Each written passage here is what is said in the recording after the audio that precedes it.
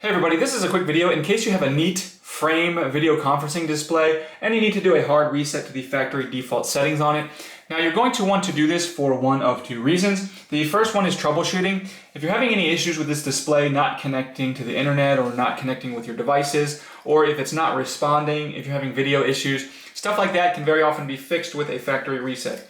Now the second reason you're going to want to do this, and you'll have to do it either way, is if you want to set this up as a new device, just like it's coming out of the box new, we can go ahead and do that by performing a factory reset. It's really easy to do on this. All we need to do is come around to the back of the display where all the ports are. And you'll notice sort of right in between where you plug in the power and where the USB cards are, right in the middle here, there is a small flat button. It's not a recessed button, it's just a button that you push, a very small push button with your finger. And if you just press and hold that button for at least 5 seconds, that will start the factory reset process. Just allow it to complete, and then you can go ahead and set your display up as a new device.